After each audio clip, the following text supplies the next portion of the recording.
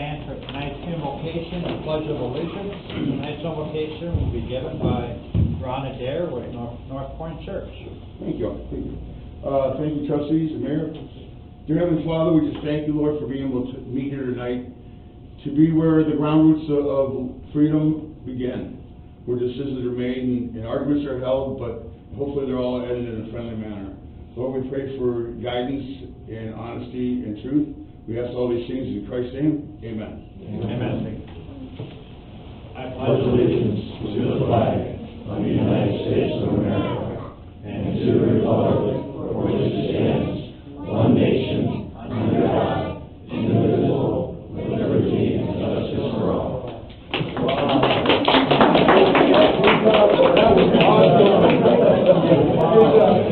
That's the way to start.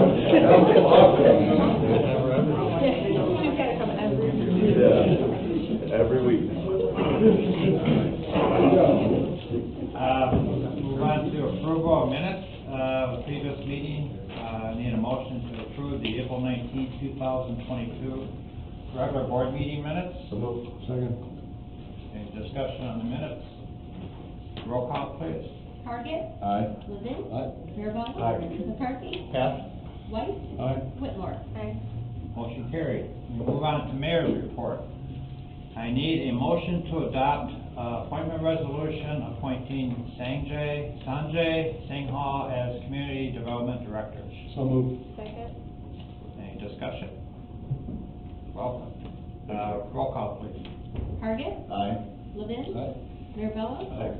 McCarthy. Aye. White. Aye. Whitmore. Aye. Motion carried. We move on to item 2. I need a motion to adopt appointment resolution appointing Hugo Robles as a part-time police officer. So moved. Second. Any discussion on that? Roll call, please. Target. Aye. Levin. Aye. Mirabella. Aye. McCarthy. Aye. White. Aye. Whitmore. Aye. Motion carried. Item 3, I need a motion to approve the appointment resolution appointing Eric Pazowitz as a part-time firefighter EMT. So moved. Second. Discussion, I just want to say, I know Eric, I didn't know he was going to be coming to work for us. He's going to be a perfect fit in the fire department. Roll call? Target. Aye. Levin. Aye. Mirabella. Aye. McCarthy. Aye. White. Aye. Whitmore. Aye. Motion carried. Number 4, proclamation recognizing May 21st through the 27th, 2022 as National Safe Boating Week. I'm going to read the proclamation. For nearly 100 million Americans, boating continues to be a popular recreational activity. From coast to coast and everywhere in between, people are taking to the water and enjoying time together boating, sailing, paddling, and fishing.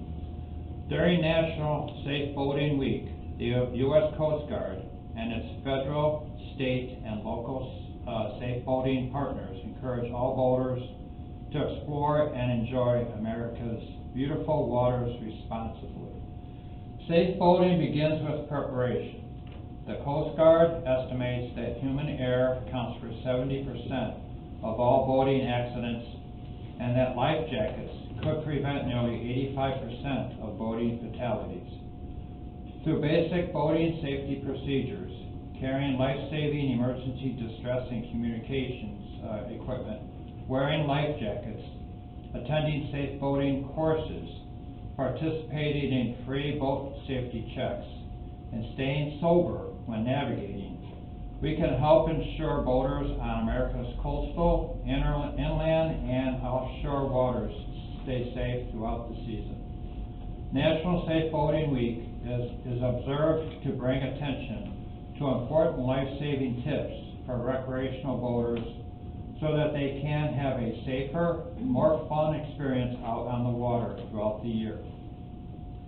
Whereas, on average, 650 people die each year in boating-related accidents in the U.S. 76% of these are fatalities caused by drowning. And whereas, the vast majority of these accidents are caused by human error or poor judgment and not by the boat, equipment, or environmental factors. And whereas a significant number of boaters who lose their lives by drowning each year would be alive today had they wore their life jackets. Therefore, we, the Common Council of Winthrop Harbor, Illinois, do hereby support the goals of the Safe Boating Campaign and proclaim May 21st through the 27th, 2022 as National Safe Boating Week and the start of the year-round effort to promote safe boating. In witness thereof, we urge all those who boat to wear it with regards to their life jackets and to practice safe boating habits. Given under signatures of the Village of Winthrop Harbor, Illinois Common Council and the CO of the Village of Winthrop Harbor, Illinois, this 17th day of May, 2022. And I have that proclamation signed, so you can take it with you when you go. Thank you. I'd like to welcome, or just introduce, Mr. Tim Bishop, Dave Hansen, and Ms. Okina. And what is your title with the Coast Guard? I'm currently with the local hotel, the Public Affairs Officer and Vessel Safety Examination Officer. Okay. I'm the past division commander for the area. And I'm currently the Vice Flotilla Commander. Okay, welcome, and thank you for Thank you bringing very this much. to us. I know it's been 5 years since we've done this. And as members of the Coast Guard Auxiliary, we volunteer our time and our resources to promoting boater safety and education. And we know how important boater education and awareness is to saving lives, and really commend the Common Council for taking this action to help promote the safety. Thank you. We have the biggest freshwater marina right here. We need to do this. This is very important. But I know very well, being a Boy Scout leader at one time, or Scout leader, educating on not just CPR, but also on making sure you wear your life jacket. So I know when I was in Alaska fishing, they made us wear them. They said, you may be the best swimmer ever, but you must wear this life jacket. Otherwise, we could lose our license for 5 years. So, thank you once again, and thank you for coming to our meetings this evening. Thank you. All right, we move on to the next item, number 5. I need a motion to approve MJ7 Oil Corporation's request for a liquor license at 847 Sheridan Road. Second. Okay, just to say, I believe, correct me if I'm wrong, but this is just a new ownership? Yes, sir. That's why we're doing this, okay. Yes, sir. All right, any other discussion? All right, roll call? Target, Aye. Levin, Aye. Mirabella, Aye. McCarthy, Aye. White, Aye. Whitmore. Aye. Motion carried. Move on to, road administrator didn't have a report this evening. But I will turn over the floor to our finance consultant, Oh. Nick Narducci. Give us a quick update. So it's gonna be a financial report. Sorry. Financial update. Yeah, I don't like the word audit, not a very good one. I hope everyone received, I think I put these at your places. Again, thank you for the opportunity to work on this project, and also thank you for your patience. It's taken a little bit longer than we anticipated. And so we're going to give you a little bit of an update on the monthly and on the budget. What we're waiting on is there's an outside accounting firm that's doing the cash balances and fund balances from the previous fiscal year. They ran into some difficulties as well. So it's holding up both John Blackburn for completing that audit and myself from giving you an accurate monthly report and a budget. You have to know what your fund balances are in your funds in order to do a budget. And then we have to take that cash balance and spread it out where it should be. You have TIF funds, you have motor fuel tax, and by statute, those can't be moved anywhere else. So they were hired to calculate that. I know they had some personal issues. The girl who was handling had an unexpected death in her family, and it was backed up a couple of weeks. So those things happen, and we just won't be able to make that May meeting. We were trying to present the budget in May. We'll have to present it in June, and we'd like to do 2 meetings, actually, if we can, to go over some of the detail that we want to cover in this year's budget. So my apologies, and what I'm trying to do, the first time I presented to you, I indicated that we're trying to arrange your funds a little bit differently than they have been in the past. All department heads have submitted their budgets, they've got all of those in, and it's up to David and I to get them all in now, and meet with those department heads, and just kind of fine tune things a little bit, because, it always comes out to where the revenues are a little bit less than the expenses that everyone has requested. We have to go through that and see how we can handle that, fine tune that. The fund summary that I passed out to you, I gave you a copy of this previously, and I'm kind of color coding this again. If you look at the funds, right now you have 28 funds, and that's way too many for an organization this size, way too many. And what we have to do is to budget for them in a streamlined fashion, and then I'll have to go back with Julie's assistants and our staff. They've been very helpful in going back and looking at the activity in these funds and closing them out and making them inactive. But that doesn't stop us or preclude us from moving ahead with the budget and the arrangement that we had talked about.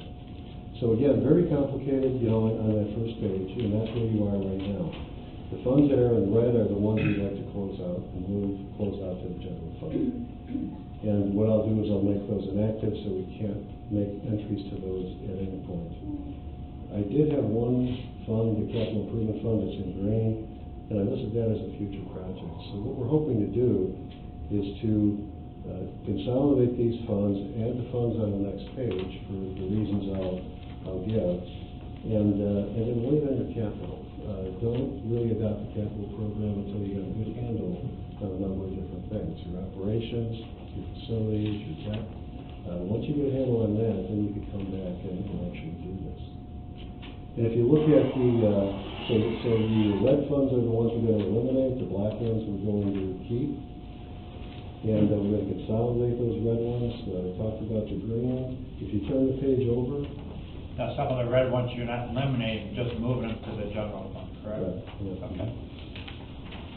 On the next page, you'll see that there's 4 funds. I know I'm saying you have to eliminate a lot of funds, but these are funds that you'll be needing, and why will you be needing those funds. At some point, you're going to go before the bond rating agencies and ask for debt rating. You're going to issue a bond at some point. You start that a few years ahead of time, many years ahead of time. And these are what the bond rating agencies look for, the credit rating agencies. So we added facilities. That's one thing that they look for. They look at your operations and how are you going to deal with the liabilities in your operation. You have buildings, you have 8 of them. What's the value of those?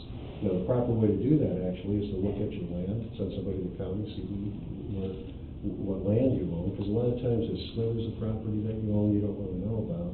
You were given when a development was done or something like that. You just want to make sure that there's no property out there you don't know about. So once you get that, you got to make sure you put a title to each one, because this happens all the time. Where it happens with hackers now, it happens with it happened in the past, where there could be liens on those properties. Then you survey them to make sure you got them right, and you got your land set.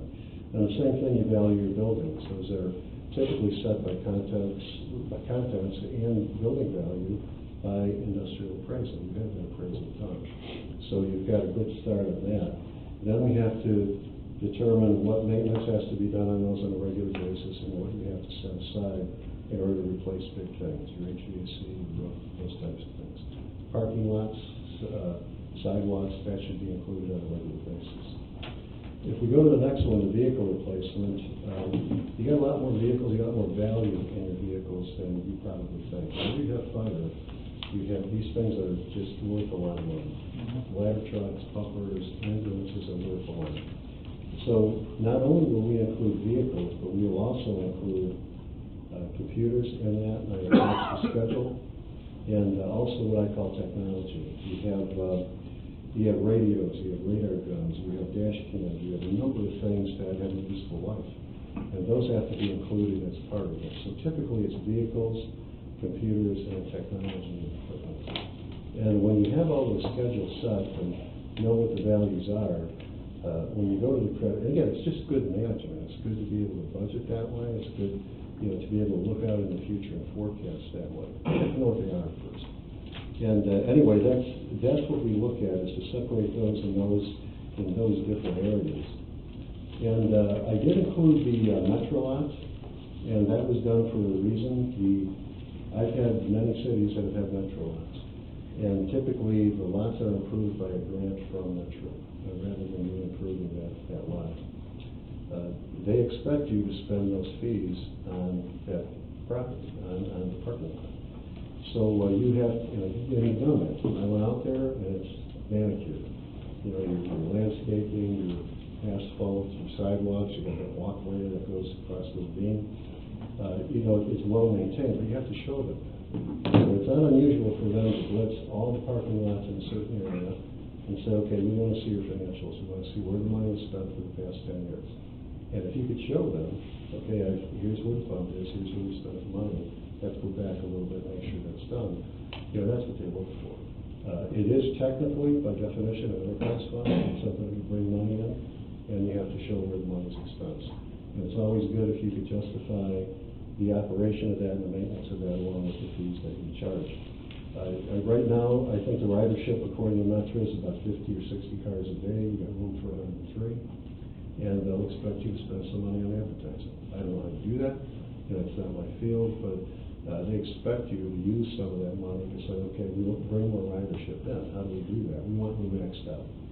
And a lot of lots that I've managed in the past, they have a waiting list of people who, want to get on that once there's an opening. And you do have some openings there. It's not a terribly big lot, but still, this is just the way to manage it better and be prepared for anything that could happen.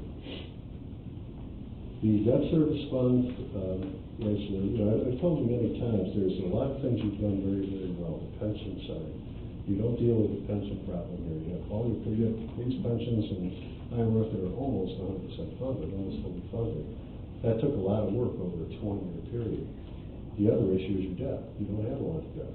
And your non-home rule community, there's a debt limit that you have, a calculation, and I'll give you that in the budget. You're nowhere near that. If any emergency happened, that's a nice kind of savings account you have, where if you had a big sewer main collapse or something bad happened, you could always go out in the market and issue debt. You got to justify it, but to not have a lot of debt is a blessing. So I get into a lot of places, most of them have pension problems and debt problems. You don't have that. So you manage your money in that sense very, very well. And so what I'll do is I'll take all the leases you have, and I think there's a debt issue in the water fund. And in time, you may issue a TIF bond, but you want your debt picture on one page, because if you go to S&P for a bond rating, they'll be able to hand that to them and say, look, here's where we're at right now. And some of this debt doesn't apply, some of it does, but you'll have it at your fingertips. So every time you look at the monthly report or do the budget or look at the audit, you'll be able to know, okay, this, you can't issue debt or take out leases without board approval, and it should be a process.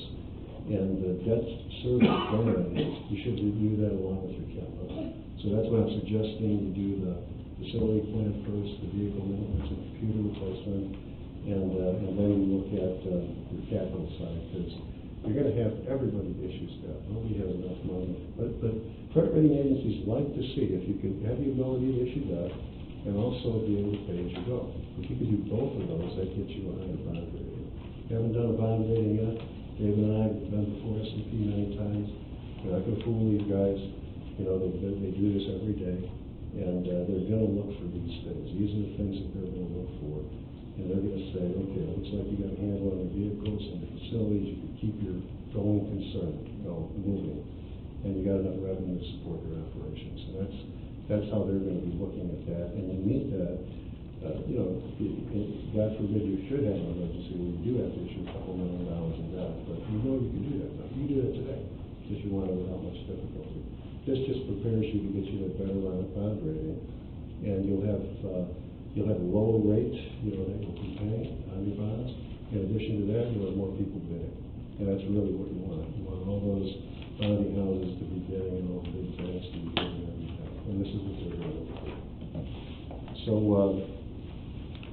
if you turn to the next page, you can see this is what we'd like to do. We'd like to go to about 28 funds down to about 9.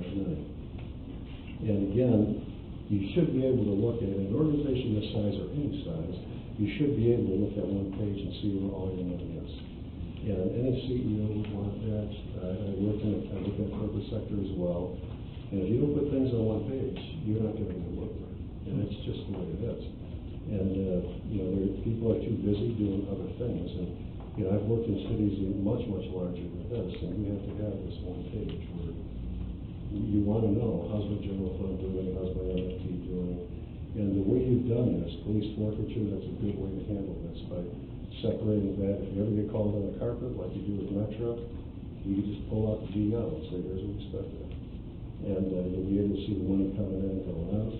The pension fund, I will have to meet with the pension fund at some point, but technically, you need the pension fund here in order to appropriate for it and be allowed to spend it.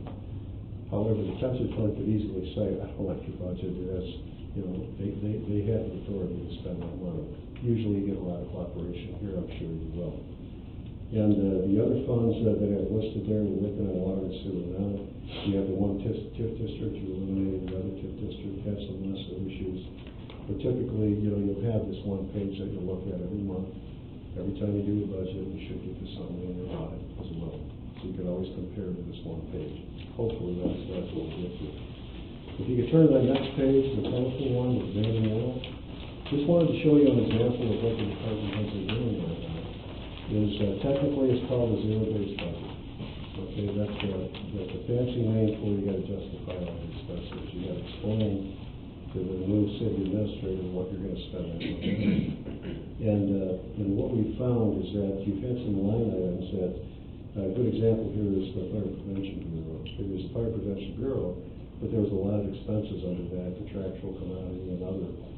And we had to put the supplies where the supplies go, and the contractuals where the contractuals go. And at some point in the future, you're gonna get all your contracts coming to you at one time, so you know what they are. No matter how small they are, even if they're agreements for $800 a year, you should know what they are. You should be signing off on all those at one point. And the reason some of these are in yellow is I had some questions on it, and I had to send this back to the department and to explain this in a little bit more detail. Because when the city administrator, the village administrator meets with that department, they want to have some of this information. We don't want to say, could you go back and calculate this for us? But this is the level of detail that you're going to be getting. And again, it's a baseline budget.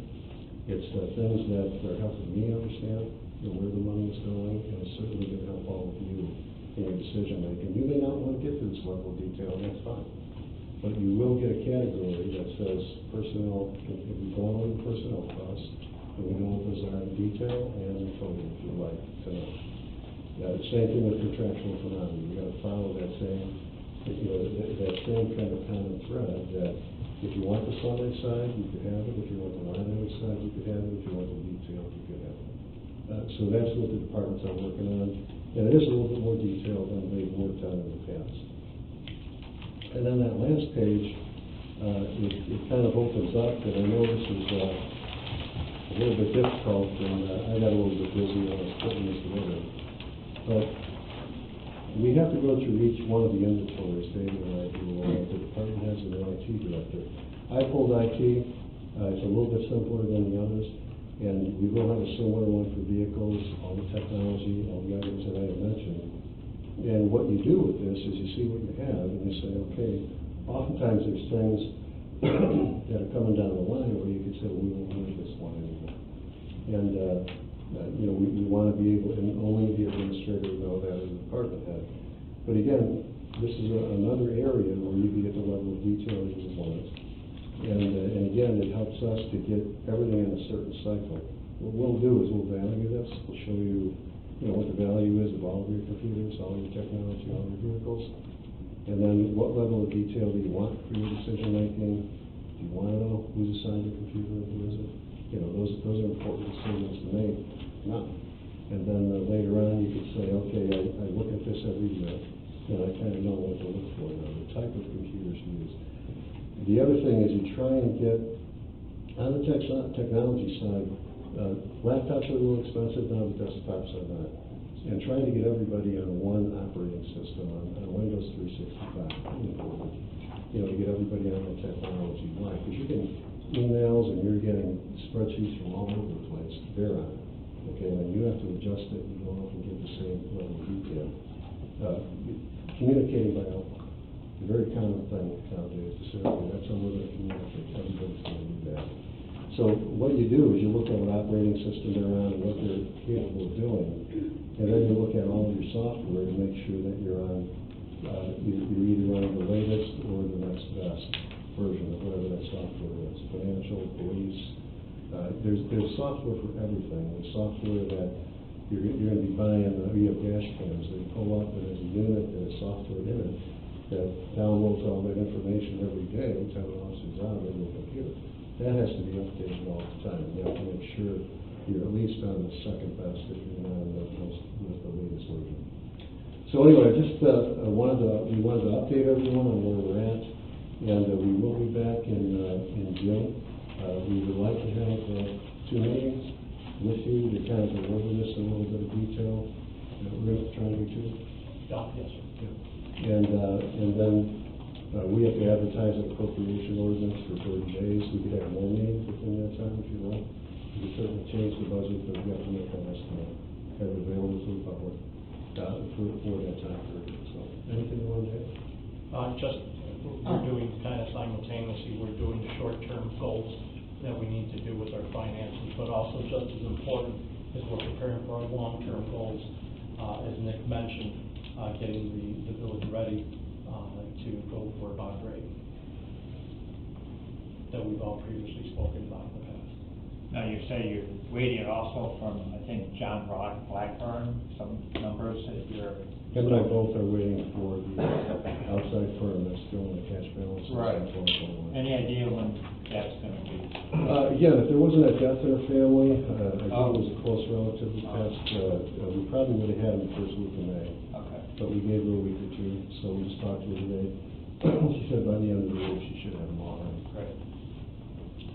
Any other questions? I know I went through it quickly, and I appreciate your patience. Thanks very much, and we'll get you a good budget. Okay? Thank you, Nick.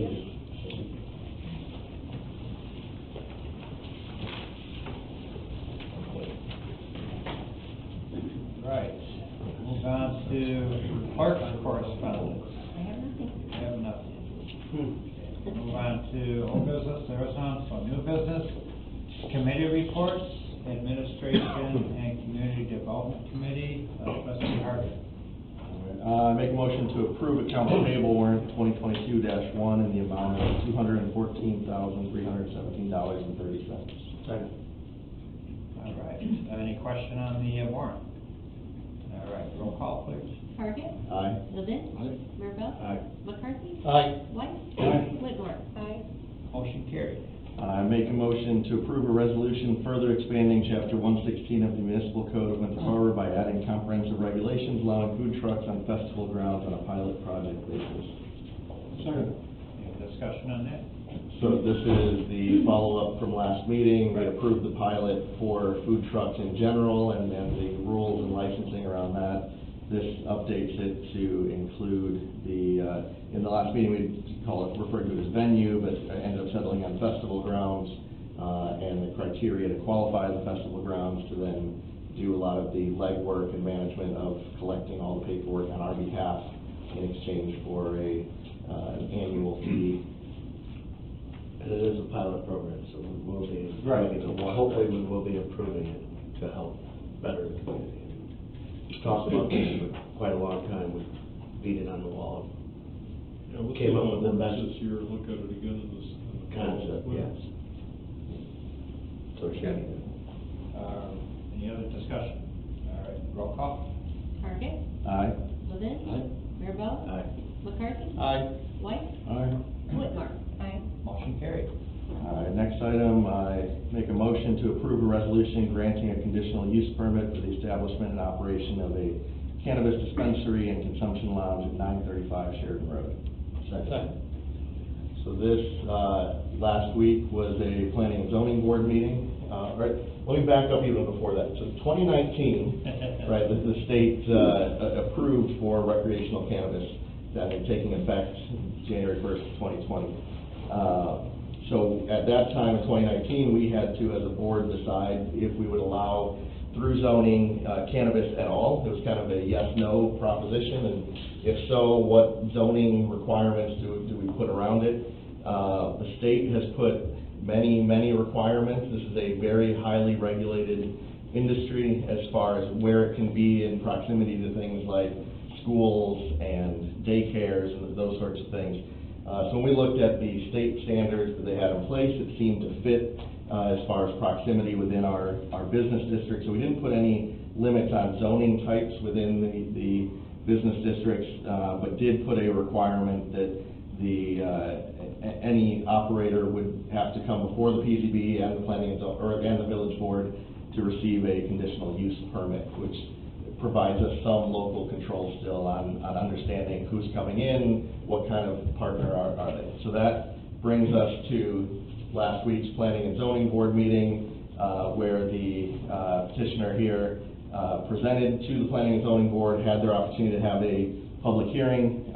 Several people came out to that meeting. There was only one resident who spoke, and they spoke very passionately in favor of allowing the operation.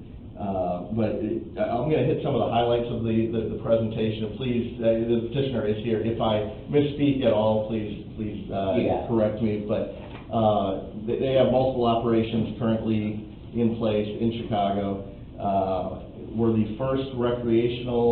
Served the first recreational cannabis in the state of Illinois. That's correct? Famously. Famously served. But so right, so they're looking at the site that was previously, or is currently, the lighthouse. A couple of things to really highlight here. One is it meets the state requirements as far as location, right? That part of it has been vetted. The location would be for both the retail of recreational cannabis as well as a consumption lounge and restaurant, pending getting all of the appropriate state licenses for that operation. So that is an important thing to note with this. I think it's unclear on what percentage of purchasers would choose to consume on site, and how many are taking their order to go. But the questions that came up from the planning and zoning board, this was a fairly long meeting with a lot of questions to understand the nature of the business, the impact on the community. There were questions raised around traffic to the facility, people walking nearby, and drivers leaving the facility, particularly following consumption, and all of those were addressed. And at the end of the meeting, the PZB voted unanimously to move it up, recommend it, and move it on to the village board. I'd also like to add, when businesses come to the village and look to open up a business in town, we make sure that they follow all the rules, which this business did, statutory, state law in this case.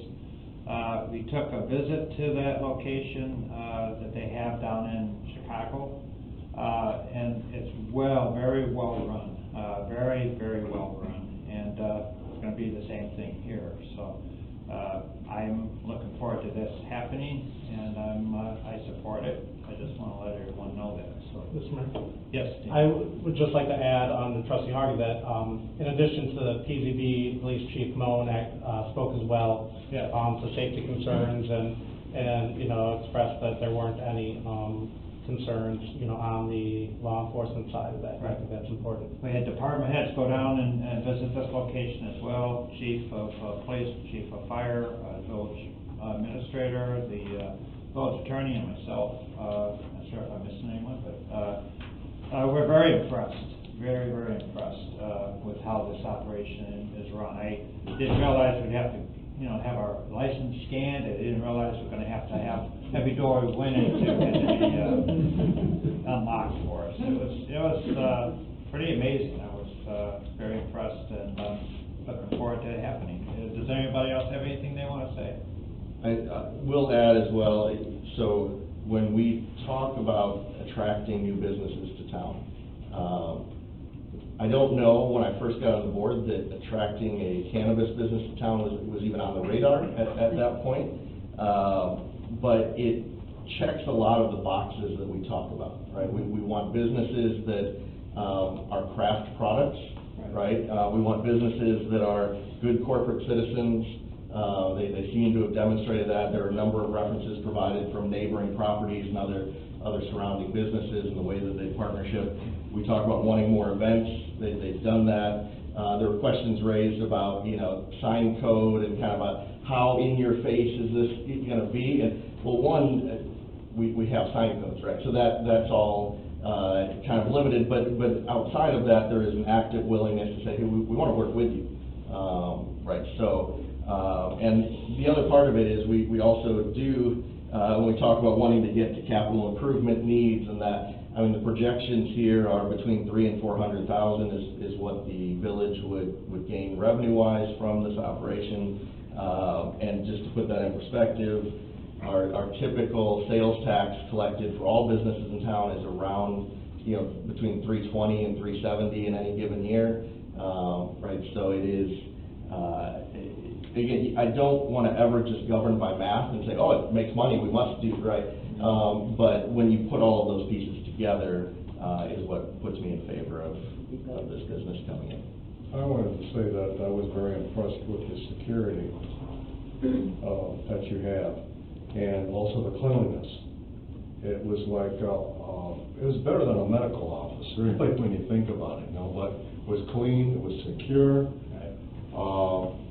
and I was really impressed with the way you run that operation. Thank you. I will say, I've had several residents, I had more when we had to vote before, back in 2019, on are we going to even allow this or not. And I think I've had maybe one or two people that have reached out with some level of opposition. Overwhelmingly, the people I've heard from, and the people we've had attend meetings here and spoke out at the time were in favor of allowing recreational cannabis in our community. And so it is, but having said that, during your presentation at the PZB, you used the word stoner a couple of times, and I think there's a normalizing of the term, and right, that's the customer base, but you could see some people visibly like, wait, I want it, but when you just said stoner, wait, hang on, right, and so there is, I think that reaction, there still is a sensitivity to the community to say, okay, yeah, we want to see where this goes, we want to be a partner along the way, but we also want to have a recognition that there are going to be community members, even those in favor of it, that are kind of like, almost, I'm in favor of it up to this point, right? And so, we'll actively work with you assuming, right, we have to take a vote still, but, we want to be a partner in this. Okay. Any other comments? All right. Roll call, please. Parkin? Aye. Levin? Aye. Mirabella? Aye. McCarthy? Aye. White? Aye. Whitmore? Aye. And aye for me too. Motion carries. Unanimous. Bunch of stoners.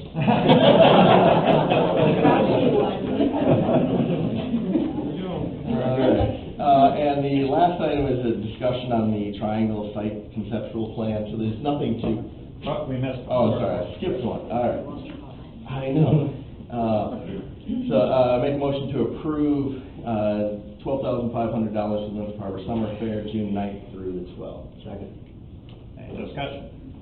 I will say on this one, the fireworks in particular, I am not anti-fireworks, but $7,000 when we're talking about how tight the budget is and other things that we have to cut, I feel much better about it if we had been able to secure sponsors to cover a larger portion of that.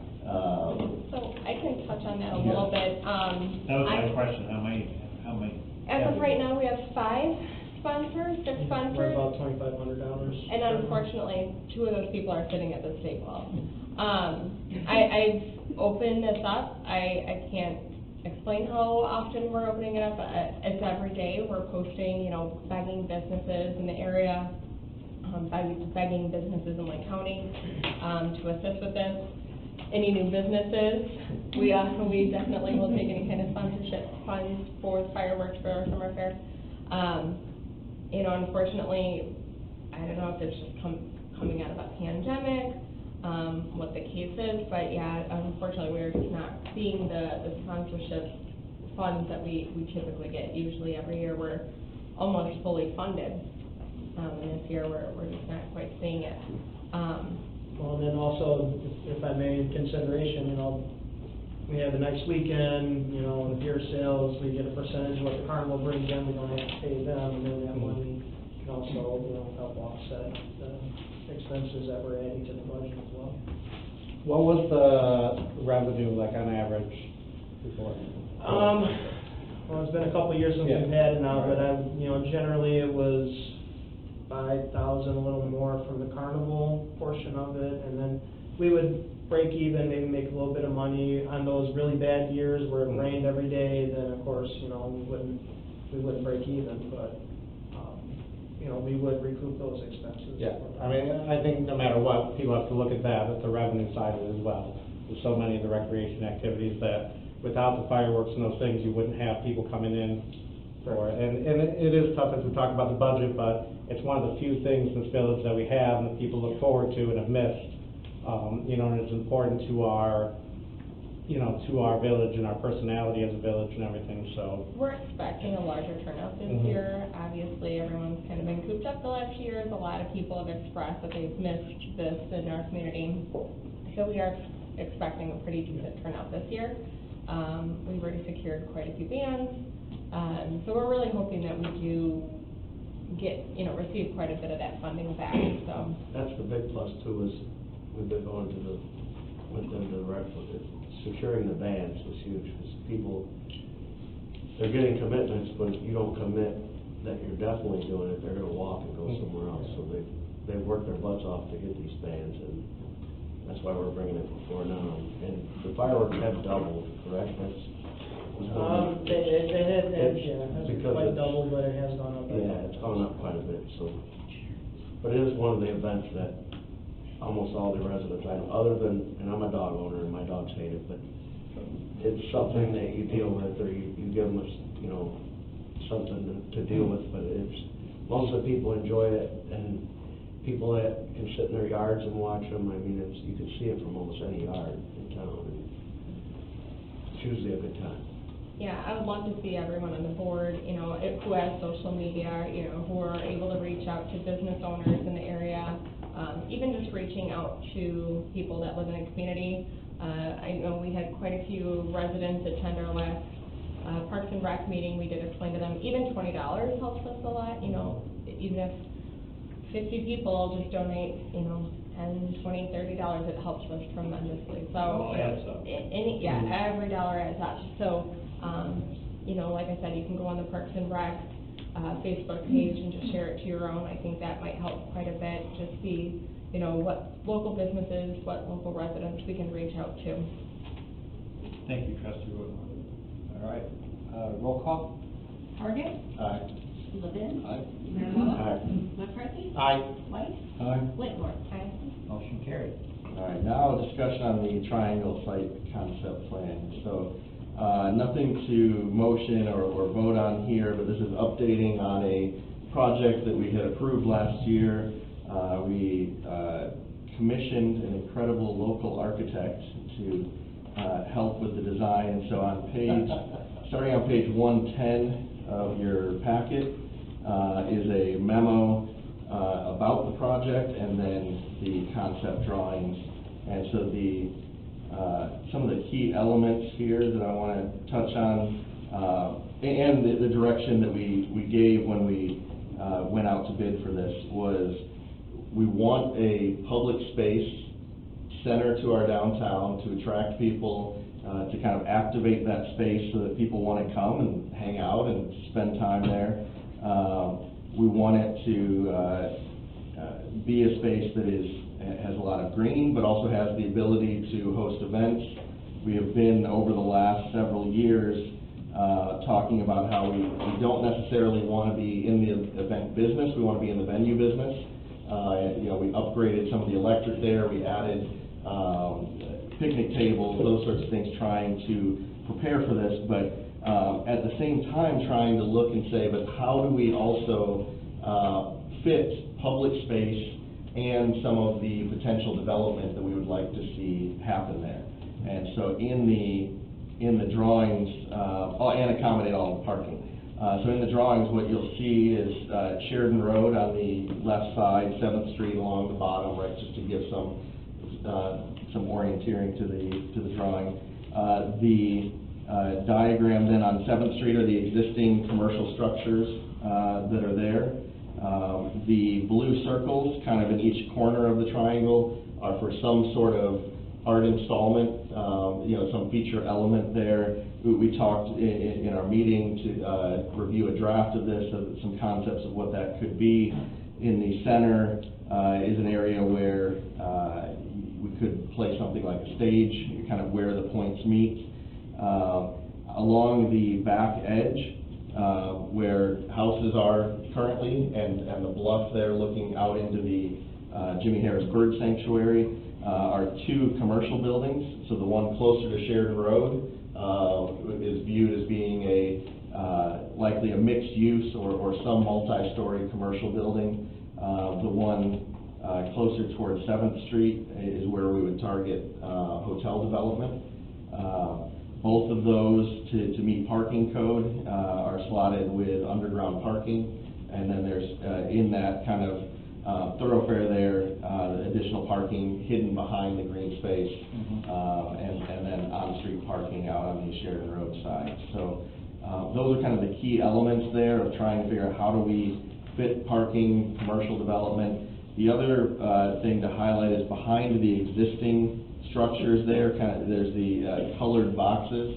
So those represent a concept we've been talking about here for a while, micro retail, kind of shanty shops, are a phrase we've used in the past, right? But small retail where businesses could come and set up that are unique, that maybe aren't ready to make the commitment into larger scale brick and mortar in town, but could try out retail in our community. And so there's things to figure out there. We wanted to be able to fit a space. We've looked at other concepts of some other communities across the country, and it seems to work well as kind of that incubator model of, okay, unique shops, again, one more thing attracting people to a downtown space, but also letting businesses kind of try out before committing to something larger.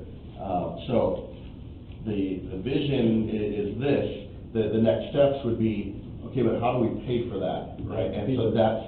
Devil's advocate, we could have 20 more fireworks, and for the money that's been spent on this triangle since before I was a board member, we wouldn't even be talking about the summer fair, because we could be paying for this. We could have beautiful things over there. We've spent so much money on this triangle that I've heard about since before I was a trustee, and I'm in my 4th term.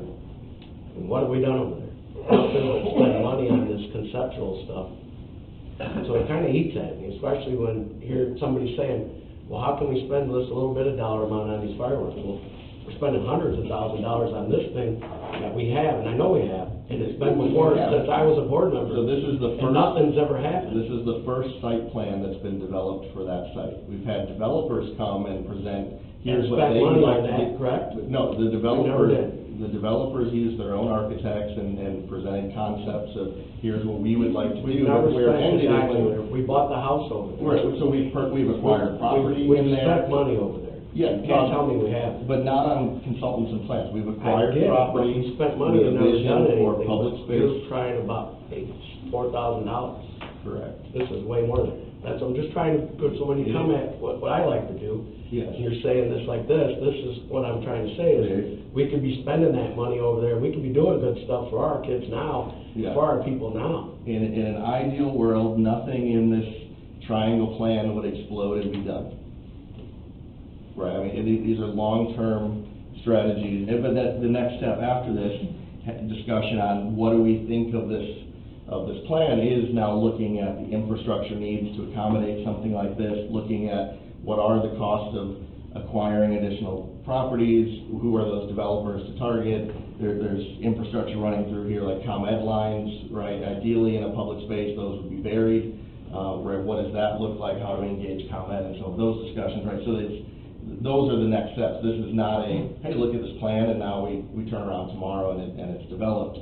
But it is a priority location for continuing to pursue development. And now we have a site plan or a vision on, well, when we say development, what do we actually mean? What are we working towards? We gotta move in that direction if it's ever gonna happen. Other thoughts or questions on the plan itself?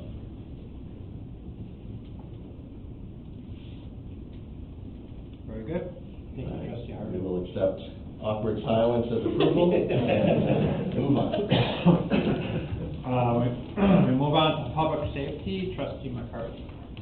Yes, before I do the two items, I did want to give Chief Moan a moment to introduce our new police officer. Yeah, I just wanted to take this moment to introduce Hugo. You stand up for me there, boss. He's here with his brother and his little niece, who of course gave us that beautiful rendition of the Pledge of Allegiance. Hugo comes from us from the Lindenhurst Police Department, where he's recently retiring after how many years? 18 plus. He's a sergeant there. He just came from there, has a long distinguished history there, and does great work for them, and is retiring. He's also a Navy veteran, actively serving the reserves as an NCO for over 12 years, and now commissioned as an officer recently. And he has much officer training to go through and do that, but in the meantime, he's going to hang out with us and provide some really good police service, and we're really proud to have him here and have him join our family. I just wanted to introduce him to everybody and give you a moment to just say hello, so thank you very much. Thank you, Chief, I appreciate that, because we don't always get a chance to meet the officers. So Yeah, that's it's great what to we're- hear and get a few moments. Hoping to change that for you. Yeah, thank you. Hugo, one thing I want to say, thank you for your service. Oh, appreciate it. And, how'd you find about, Lincoln Park? Just curious. I just heard great things about Chief Edmo, and 20 years, I was on 20 years, and right now I'm in the reserves, but got commissioned, so I'm gonna be doing some military training for the next 7 months, and we'll see what happens from there, but I heard great things. I did my research with the officers that work here, there were a few of them, and they say great things about the village here. Being here at the meeting, my brother and I, we're big believers in God, not religion, in God. And when you guys did that prayer, I'm like, yeah, this is the place for me. And then also knowing David Alarcon, because I used to work for Park City a long time ago. Oh, you know Dave. I used to work Park City part-time. Oh, okay. But thank you, I appreciate it. I'm looking forward to start and work for this village, and I'm here for the village. I'm looking forward for all the future plans that you guys have. The fireworks, the triangle. The Dispensary, thank you. I have many questions, so, law enforcement, I'd rather deal with someone, stoner than a drunk. 20 years with law enforcement, I'm like, hey, which one am I deal with? The stoner, because they're more cooperative. And, yeah, thank you. I appreciate you guys welcoming me. I'd like to say welcome to the village. of Thank you, I Lincoln Park. appreciate it. Yep. Thank you very much. I make a motion to accept the quote from Axon Corporation for the purchase of body worn cameras and enter into a 5-year contract for service. Second. Any discussion on that? So this, just gotta realize this is a good move, because it protects our officers, protects everybody involved. It's good for our insurance purposes. The thing is, people gotta remember, so it's on the front end, you're buying cameras, they're expensive, but where you get, and it's gonna be mandatory, so we have to do it anyway. Where you get eaten up in is on the storage part of it, because you have to store it for so long, because if it ever gets used in court, or we have a lawsuit. So that's where a lot of the money part comes in, is in the storage part. The cameras are rather cheap, and they're always making new ones, but it's the storage end that, so it seems kinda high, but that's why, and it's becoming mandatory, so we're gonna have to do it, we're just getting ahead of the game and getting before we actually have to. Thank you. As of right now, the funds aren't coming out of the general fund, it'll be paid for out of LESO funds, and then eventually out of the forfeiture funds, which can only, these funds can only go to specific things, and this fits that, so. Yep, thank you. All right. Roll call. Hargit. Aye. Levin. Aye. Mirabella. Aye. McCarthy. Aye. White. Aye. Whitmore. Motion carried. And then I'd like to table the second item, the request for the cars for the time being. Do I need a motion for that?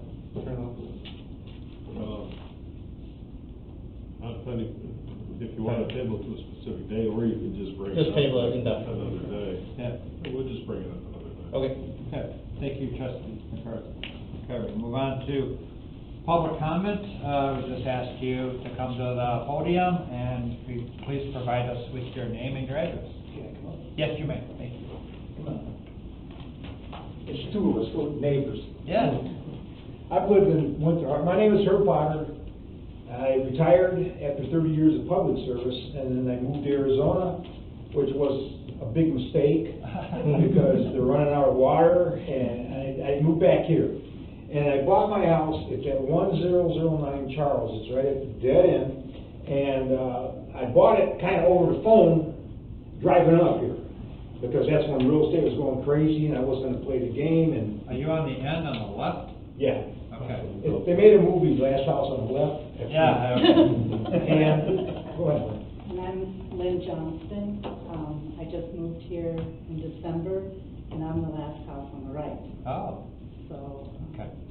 Our question is, I was under, to the south is those apartments, and our street dead ends in a T, and then you got some land and then those apartments. And I was under the impression there's a fence that I guess Bob Howell, the builder, I think that was him, who put the last 4 homes up, because that's, the catch basins don't come to us.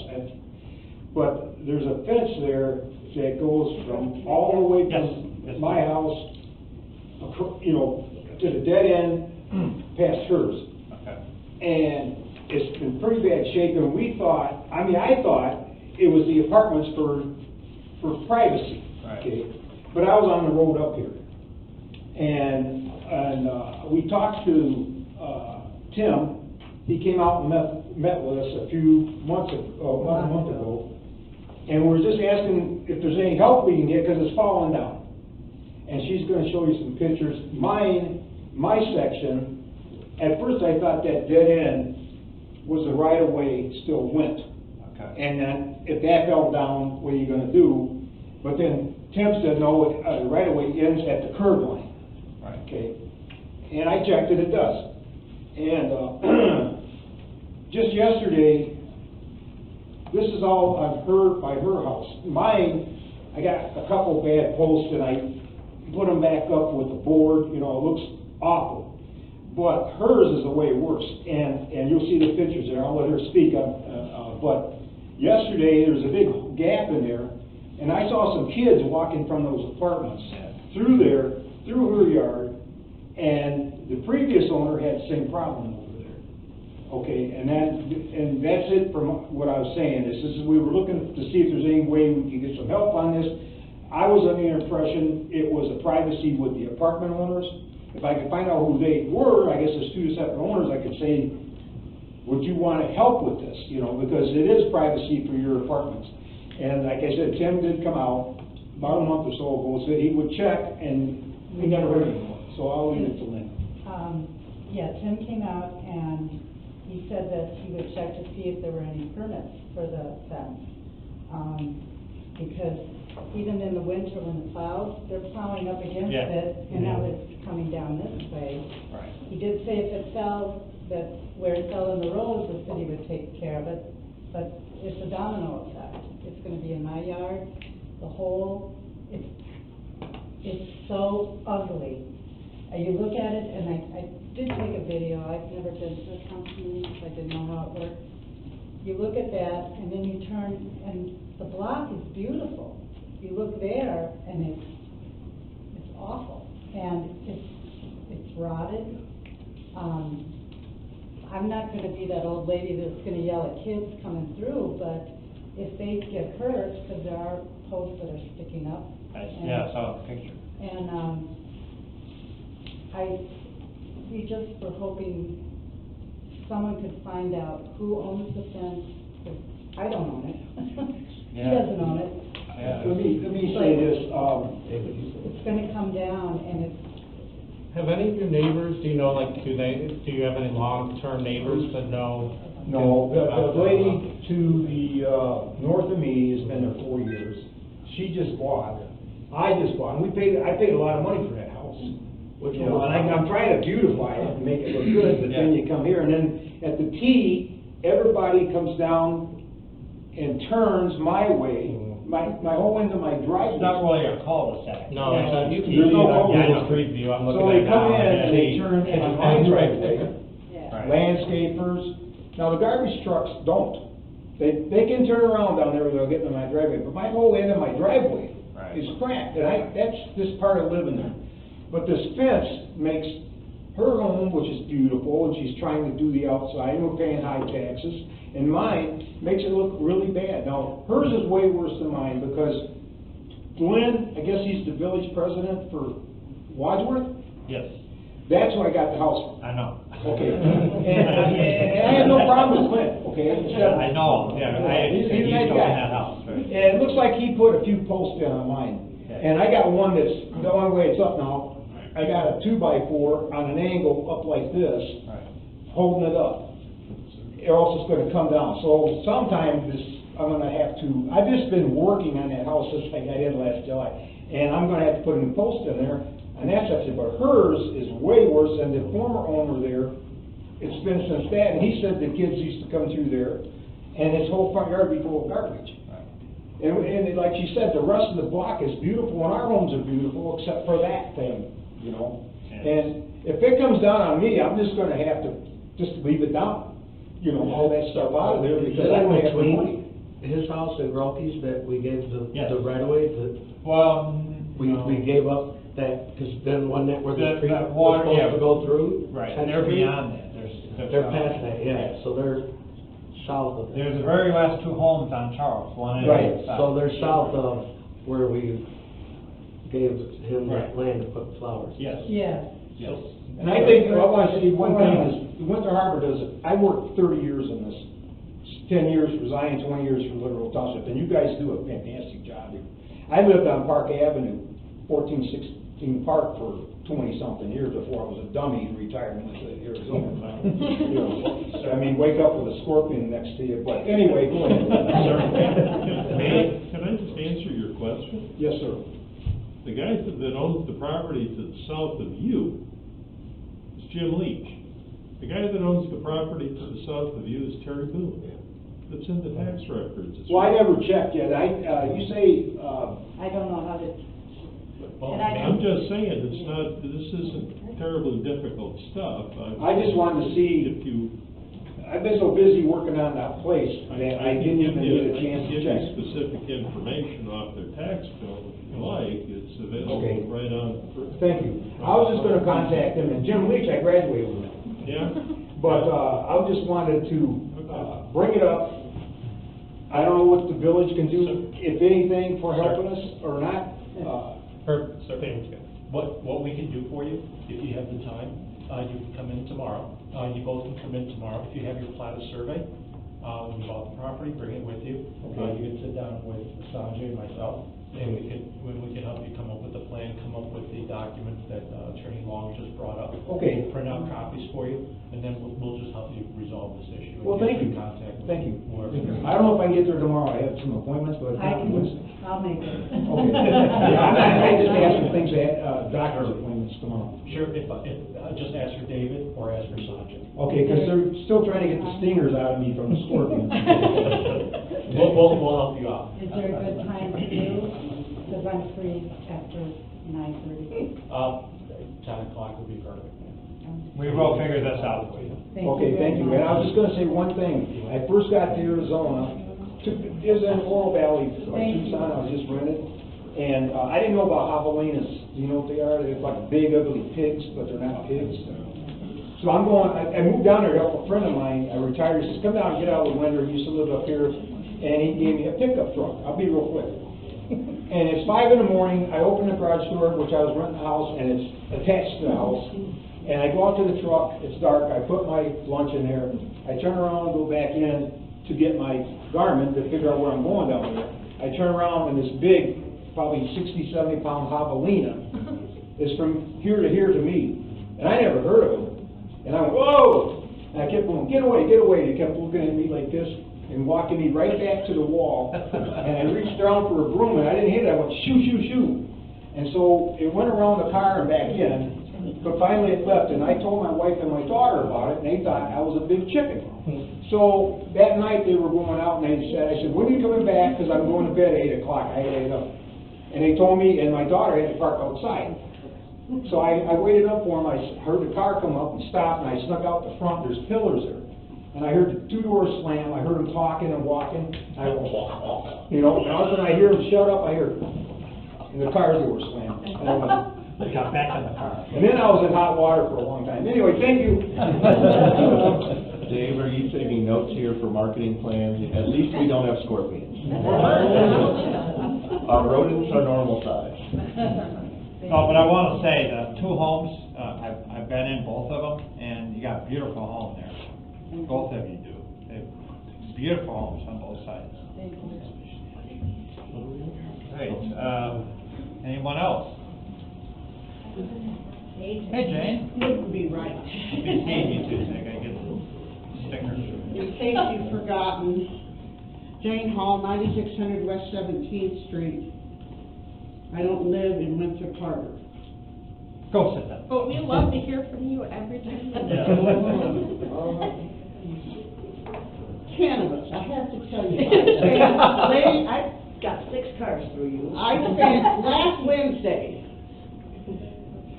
convincing people intelligent enough to sign on a computer that we were not going to be rehashing the legalization of marijuana. They were behind the scenes on that. Then I looked up, who could possibly be wanting to do this? It's not part of the Leach family. It's not Donna and Bill. It's not Near Garden. And I find out somebody that's already got established businesses going approved. It was turned out to be, you gotta be kidding me. But they were up in arms because they were going to rehash the legalization of marijuana. That's the community you have come to. I'm sorry. I've watched enough, and I talked to my guys, as I call them. Have a beer, have a joint, it doesn't matter. And small town America, every month that we come here, is absolutely crystallized in this room. Last month it was talking about an address where we're talking like, you know, go down to where the Yellow Dog used to be. Same thing this week. You're talking about an address, everybody knows where it is, everybody's seen the fence, everybody's been in the house. You can't beat small town America. All right. Thank you, Jane. Thank you.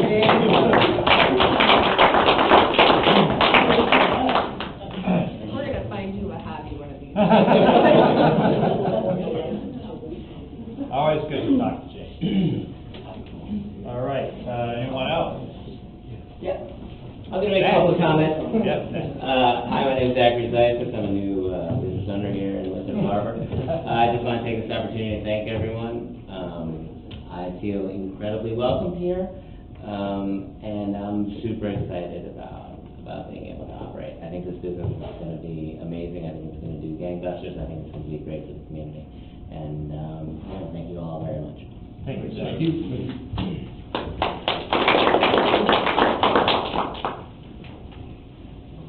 Stephanie McGinnis, 320 Surpass Drive. I just want to thank the board for allowing Parks and Recreation to build us a pickleball court on the tennis court. It's beautiful. I'm not sure we can play pickleball with film, but thank you. Might do better that way. Thank you, Beth. Anyone else? All right. We move on to unfinished business. I'm actually going to start because I didn't do something on the mayor's report, so I'm going to start. Next Tuesday, May 24th, the Garden Club will be planting flowers in the out front here on the sign, and they will also be planting flowers in the planters on 9th and Sheridan and 7th and Sheridan and down 7th Street towards the marina, towards the metro. they donate the flowers and they're donating their time. So thank you for the Garden Club for doing that. Memorial Day Parade starts at 11 on Memorial Day, the 30th. The lineup will be start at the Outdoorsman on Sheridan Road. And then Fire Department Pancake Fundraiser will be May 29th, 2022. And if you need tickets, I have given them to you for free. So if you'd like to come and partake in that, I have tickets for you. And the last item I added to my list. You know, Dave always puts together kind of a list of stuff. But Tyler from Kroll Farms and Mark Stevens from West Track down here at the marina. Working with them, we will be having, not sure the dates of this yet, but we will have a farmer's market down there. I've been working on this 2 years before the pandemic. We had it for 2 years and it kind of fell apart during the pandemic. And thanks to Tyler, he's come to me, he met with us, and he's willing to work with us, and thank goodness, because I want this so bad because it's so important for our community, and we'll bring people in from other towns into our town. So that will start sometime, I think, mid to late June. I'm thinking it's going to be a little later because we've had a little bit late start getting this going. But we'll keep you posted through the village website and our Facebook. Please go on our Facebook because it'll be on there as soon as we know the date this one starts. So that's my unfinished business. I'll start down to my right and Trustee Marabella. All right, so I have a couple things. I'll be working with David and Sanjay to review and propose some amendments to some of the building codes, just to help streamline with new residential construction. We've had a few minor things that some say it's black and white, but there's things that we need to adjust to change to make it better for these builders. So there's people building, and there's some stuff that's kind of easy, and it's just one of our rules, but things can be changed, so we're going to be doing that. It is National Public Works Week, so feel free to say hi to the Public Works guys. If people don't have anything to do, they're out there. It's National Public Works Week. It is our last month until the fall for branch pickup. It's been kind of good. Tim hates this just because it takes up our guys, but not to say it that way, but it's a hard time. We're still down a guy, and they do a very good job picking up branches and stuff, so that we have till the end of the month to do that. I'm sure if there's any storms, obviously we're going to do it, but this is just for that general spring cleanup. We just ask that you line them up straight and you put them so they can easily get to them. So that's going on. We probably will do a last little run, maybe if we have a bunch, but we've been pretty good at keeping up with them. Baseball and softball's going on, as we know. It's getting warm out, so just be careful, especially on West Broadway, because they have to cross the road to get to the field. If there are ball games over there, so. And that's about all I got. Thank you. Thank you, Trustee Marabella. Trustee Levin. I have nothing. Thank you. Trustee White. I have nothing. Oh, my goodness. Trustee Hargis. The only thing I'll add is, in talking with Dave, Sanjay, we're going to, throughout the summer, first start with a joint meeting of the Planning and Zoning Board and EDC. The EDC has not been together since before COVID. And one of the things then that we'll be working with the EDC on over the summer are looking at a couple of economic-related ordinances, which will then, some will have to go through the PZB, some would come straight here, and then also looking at a updated economic development strategy. We did one in 2010, then when our comprehensive plan came in, we kind of used that as the primary driver of activities. We've checked off the boxes on a lot of those EDC-related items, and so now coming back and saying, okay, how do we recover from COVID, but using 2019 as a baseline, how do we build from that? What are realistic targets?